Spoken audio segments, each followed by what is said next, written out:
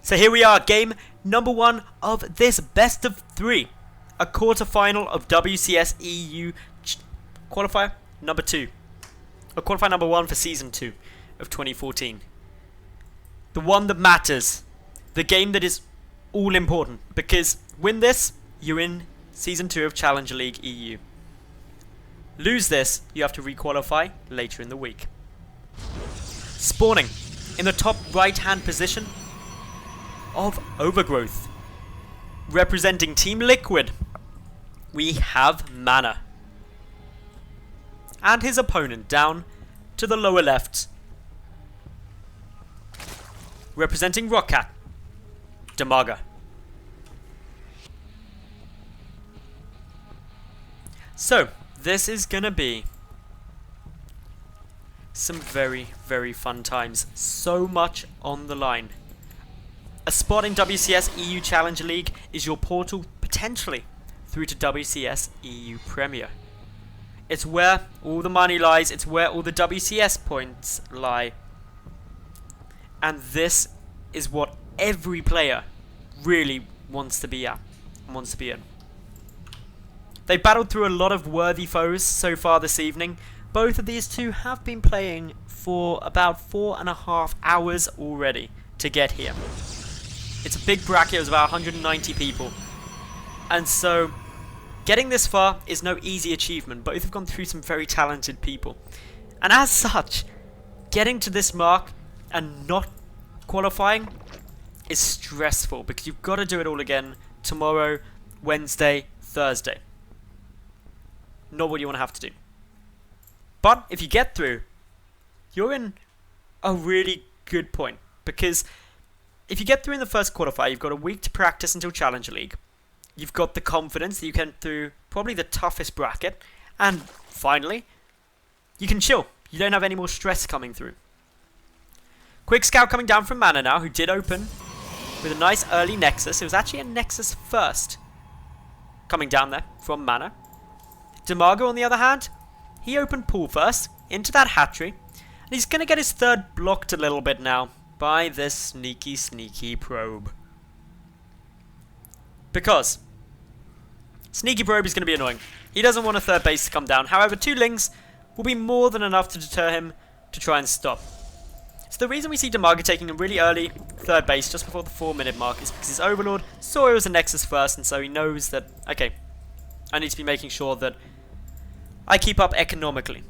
Really important. More things to keep a closer eye on is while this natural does look really wide open, these pipes are actually not passable terrain, and therefore you can wall it off quite easily actually as a Protoss player. So going Nexus first, really viable. Dimaga, just going to be droning really heavily, really heavily, until MaNa really reveals a bit more about its strategy. But with the Cybercore, only just done. Not really much else can occur. 2 lings just coming through now, and getting a quick little check, getting a quick little look. They're going to want to try and identify what kind of tech's coming, but MaNa, he doesn't want to hide this. Stargate is part of the wall off. Oh yeah, he knows that's there. So really it's what comes out of this Stargate now. And to be honest, in PvZ, all of them are completely viable. Voidways are probably the least likely, and Oracle or Phoenix more probable. But Voidway openings are a thing. They're really annoying. And they may not lead to so much early harassment, but some Overlords can still get taken down. And you can still start picking away at things. And mid-game, they're probably actually the strongest of the 3 openers. Phoenix, less harassment than an Oracle, but a lot more versatility, and they last a lot longer. You can keep harassing with them, they're harder to take out, so this is pretty cool. Overlord will die, he knows he's going to die, so he may as well try and get as far in to MaNa's base as possible to give his master Dimaga as much information as possible. Unfortunately, Phoenix are very good against Overlords, despite Overlords being armoured. They don't last too long, so down he goes. He saw a pylon building, which isn't too helpful, but won't see the additional gateways. Dimaga has his lair coming down. He's taking 2 additional gases now, taking him up to a total of 4. We've got Obviously, Dimaga's third base happily running. He's already hit the 56 drone mark and is continuing to drone heavily. The reason we don't see him panicking, going, "Oh my goodness, there's air units coming at me," is that Phoenix, they're not scary until there's really about like 3, 4, 5 of them out. So this 4-caller timing's fine. The Queen can poke them away. Sure, a couple of drones may die, but the Queens won't die. And that's the important thing that Dimaga doesn't want to lose. He needs those injects. And drones, when you can make 14 at a time, are actually fairly expendable. As bad as that sounds for them. This is big corporate world of Zerg, and the poor little workers, they're expendable. One day the drones will go on strike, and that'll be awful. Awful for the Zerg kind, but unfortunately I think drones are mindless and are just forced to do whatever the Overmind or the Brood Queens decide, so they probably won't ever go on strike. But they should. They have a pretty bad time, especially in this situation. Now, because the Stargate came down, it's perfectly viable to go Ling Hydra, because MaNa isn't going to have much splash out anytime soon.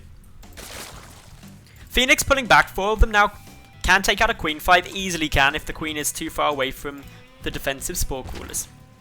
But the concern for Dimaga is that MaNa is teching up exceptionally fast. Now, while this may seem like a beautiful idea, there are problems with it, because the production for MaNa is limited to only 2 gates and the Stargate. So this third, which is really greedy to take, is gonna run into some problems. Because there's not too much to defend it, unless those force fields stay as fantastic as they were and shut down those Lings beautifully. MaNa playing really solid this game. Finishing off that Immortal before starting up the Colossus production. He's got extended thermal lance being chronoed, and he needs those Colossus fast. Because Ling Hydra is great against Immortals and Gateway units, but is shockingly bad against any kind of splash. Be that Colossi, or be that High Templar with Storm. So many Lings coming out of Dimaga now. This is massively aggressive. He wants this third base dead. And it's going to be ridiculously hard for MaNa to hold this now. There are just so many units here. Great force fields though.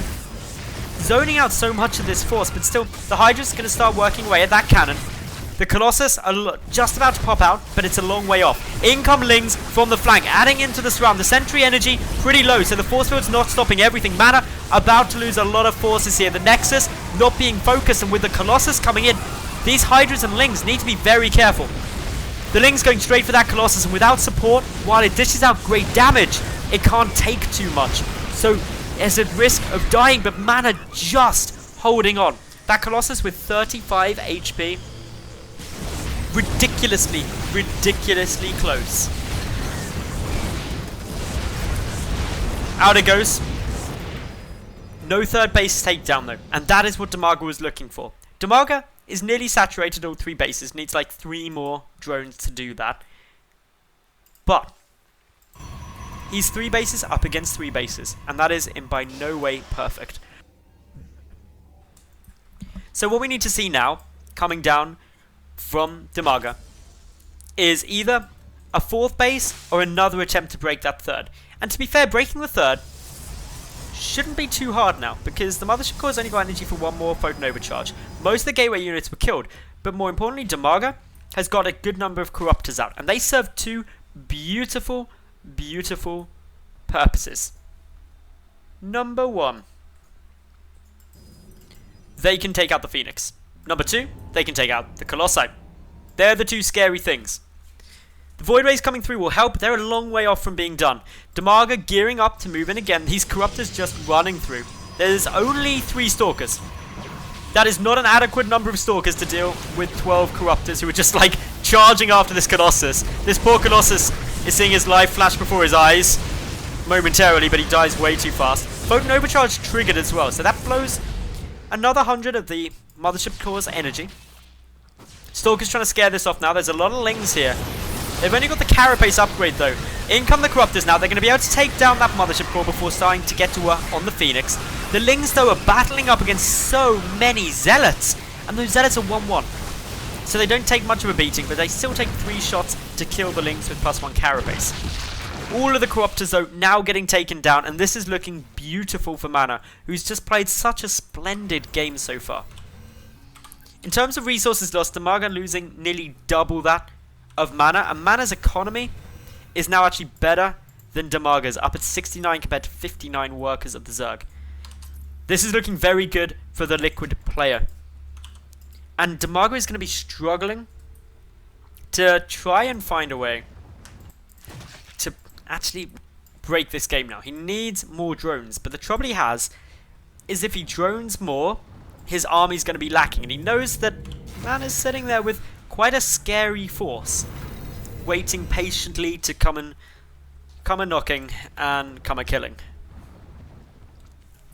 Still, keeping a good eye.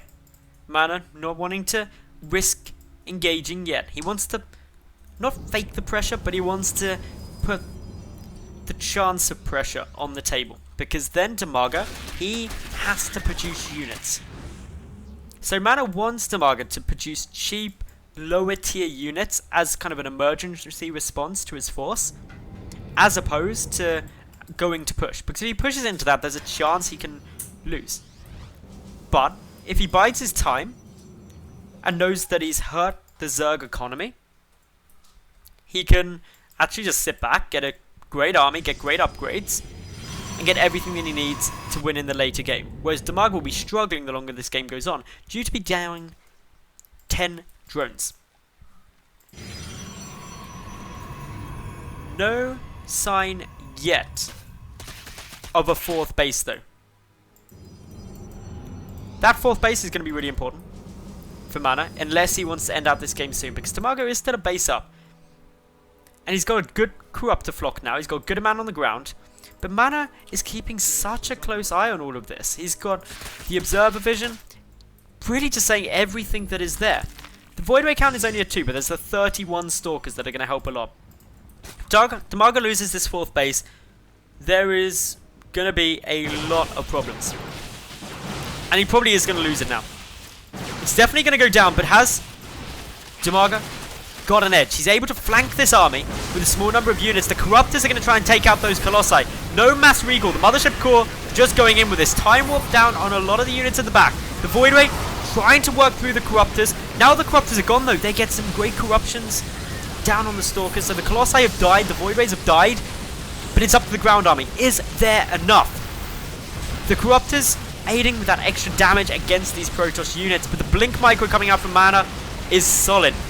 Army supply is in Dimaga's favor, though. He's able to crush through this force, or at least take out the majority of this force, pulling back now and resupplying with a lot. Unfortunately for him, though,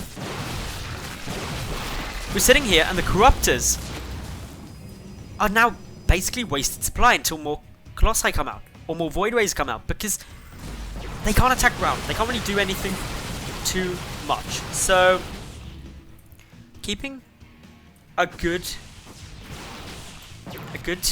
eye. I'm keeping a good close peek on this. This creep spread is ridiculous, by the way, from Dimaga. All the way up to the fourth base. It's the gold base that's been taken, though, by MaNa. MaNa's gateway count is up at 9, so he's got a fair few of them. Can resupply fairly quickly, but Dimaga still up overall in the supply count. Gonna try and take out this fourth. A lot of probes coming over. Those probes do not want to be here. That is a bad place for probes to be. Run away, probes. Run away to freedom. Good work. Keep running. A couple of you are going to die, but casualties. Fourth base taken down. Nice control here by Dimaga, who's double expanding. He has to do this. Needed to be a base up. Never really got that. So goes for the double expand. Tries to get 2 bases up now. It will make up for it. And this game is actually surprisingly close. MaNa was in a really good position, but Dimaga taking just such a beautiful fight down the side here, able to get that flank, gave him such a good position, he was able to crush that army of MaNa. Checking to make sure the top left hasn't been taken. And this is such a controlling game now. Positioning and expansion management will make the difference between who wins and loses this. So much on the line between the two of them as well. The winner, as you know, gets a spot in WCS EU Challenger Season 2. The loser has to try and requalify. A gap in the wall, a couple of things make it up into the main. And I know that seems like me getting hyper about very little, but it forces a warp in. Corruptors engaging straight up against those Colossi. One falls, but a lot of the Corruptors go down. The Void Rays doing work. Great force fields coming down from MaNa, but with only the single Colossus, does he have enough splash damage? The Void Rays going down to the Hydralisk. These are expensive units that MaNa is losing now. The Corruptors not coming back in, just more Hydras pushing through. The Colossus having to back away. Is there enough damage coming down from MaNa now to try and crush this force? With the second Colossus coming through, with the reinforcements, yes there is. Forces Dimaga back, who's resupplying with a lot more Lings, a lot more Hydras, and a lot more Corruptors. Army supply again swinging into MaNa's favour. Dimaga knows he can't hold. GG is called, and game number 1 goes to Team Liquid's MaNa.